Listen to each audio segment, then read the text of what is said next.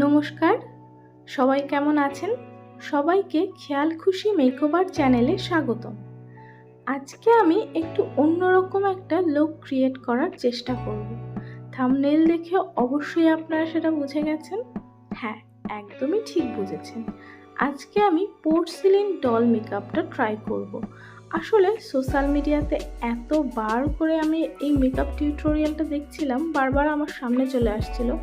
তাই আমার ভীষণ ইচ্ছে হলো যে আমিও একবার ট্রাই করে দেখি যে মেকআপটা কেমন। ভিডিওতে দেখতে তো আমার ভীষণ ভালো লাগছিল, তাই ভাবলাম ট্রাই করে দেখাই যাক। গতানুগতিক মেকআপ ধারার থেকে একটু আলাদা এই মেকআপটা ট্রাই করার লোভ আমার পক্ষে সামলানো সত্যিই মুশকিল ছিল। এক্সামের জন্য মেকওভারটা করা আমার ঠিক হয়ে উঠছিল না। ফাইনালি আমি এটা ট্রাই করছি। আমি যতটা জানি প্যাট ম্যাকগ্রাই প্রথম এই লুকটা ক্রিয়েট করেছিল, সোশ্যাল মিডিয়াতে এনেছিল, তারপরে তো এটা প্রচুর ভাইরাল হয়। তো আমি আজকে আমার ফেসের ওপরে যে লুকটা ক্রিয়েট করব ভেবেছি, আমি জানি না আমার ফেস সেটাকে কতটা ক্যারি করতে পারবে। কারণ সবাই আমাকে যেটা বলে, যেটা আমি শুনে এসেছি, যে আমাকে মোটামুটি একটু লক্ষ্মীমন্ত ট্রেডিশনাল টাইপের লুকগুলো আমার ফেসে ভালো মানায়। মডার্ন লুকে নাকি একদমই আমাকে মানায় না। সে যাই হোক, মানাক আর না মানাক, বাট আমি ট্রাই তো করতে পারি। আমি তাই বলে যে ট্রাই করবো না সেটা তো হয় না। তো আমি তাই একটু ট্রাই করছি, দেখা যাক আমার ফেস এটাকে কতটা ক্যারি করতে পারে।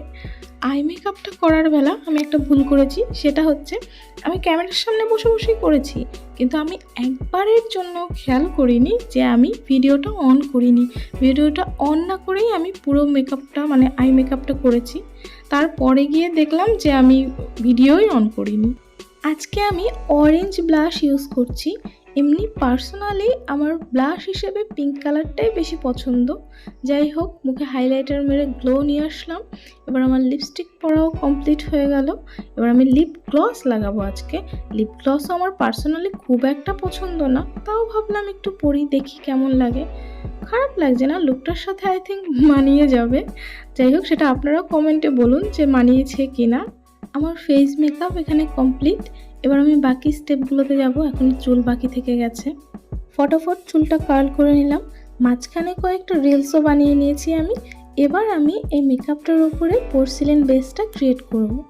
পিল অফ মাস্কের সাথে জলের মিক্সচারটাই হচ্ছে এটার প্রধান বিষয়। ঠিক এইখানেই আমার একটু সমস্যা হয়ে গেছে।